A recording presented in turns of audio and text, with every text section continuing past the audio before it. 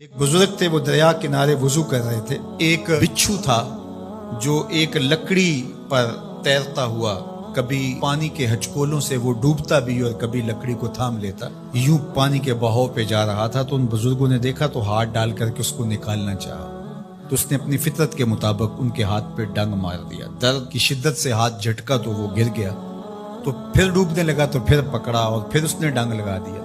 7 مرتبہ اس نے ڈنگ مارا اور آپ اس کو نکال کے 8ویں مرتبہ باہر نکالنے کی کوشش کر رہے ہیں۔ تو مرید نے کہا جو پاس بیٹھا تھا، حضرت یہ بار بار آپ کو ڈنگ مارتا ہے اور آپ اس کو نکالنے کے لیے کوشاں ہیں۔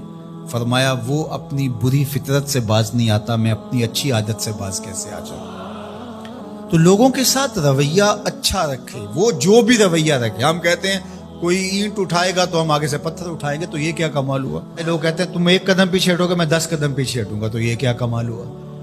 تم کہو میاں تم جتنے مرضی قدم پیچھے ہٹو، میں بھاگ کے تمہارا دامن پکڑ لوں گا، تمہیں جانے نہیں دوں گا، ایک دن تجھ کو بھی جیت لوں گا محبت کے زور پہ۔ ہم کہتے ہیں کہ فلاں میرے ساتھ اچھا سلوک کرتا ہے تو میں بھی اچھا کرتا ہوں، فلاں کا سلوک میرے ساتھ اچھا نہیں ہے تو ٹھیک ہے، جس طرح وہ چلتا ہے میں بھی اسی طرح چل رہا ہوں۔ یہ تو پھر برابری ہوئی۔ اگر کوئی برائی کے ساتھ معاملت کرتا ہے تو آپ بھی اس کے ساتھ ایسے ہی کرتے ہیں، تو برائی میں برابر ہے۔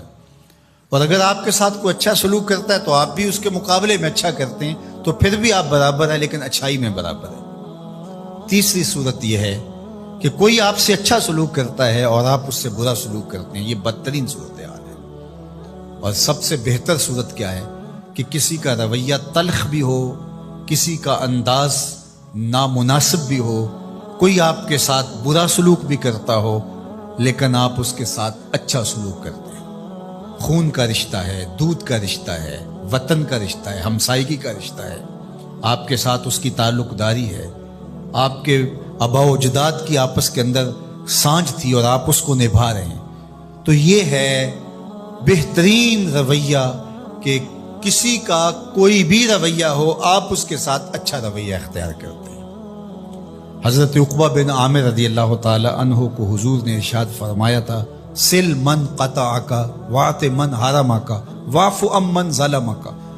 اے عقبہ بن عامر، جو تجھ سے تعلق توڑے تو اس سے تعلق جوڑ، جو تجھے محروم رکھے تو اس کی جھولیاں بھر دے، اور جو تیرے پہ زیادتی کرے تو اس کو معاف کر دے، اس سے درگزر فرما۔ یہ بہترین کردار ہے جس سے ایک اچھا ستھرا پاکیزہ اور مناسب معاشرہ ترتیب پاتا ہے اور ترکیب پاتا ہے۔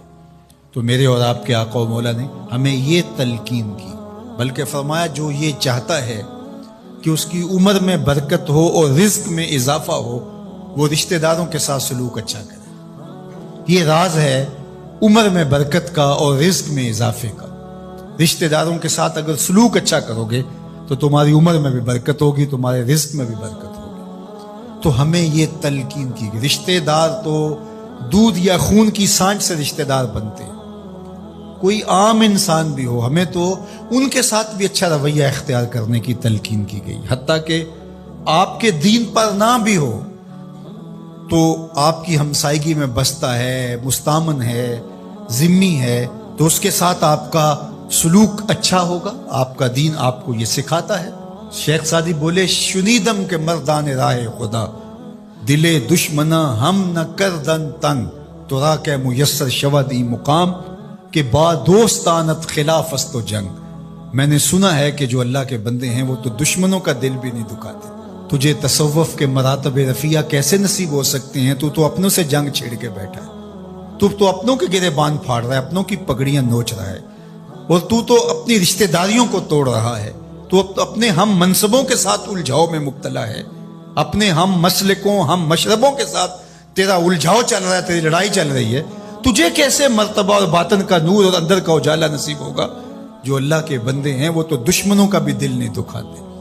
انسان تو انسان رہے، وہ تو جانوروں کے ساتھ بھی رویہ اچھا رکھتے ہیں کہ یہ اللہ کی مخلوق ہے۔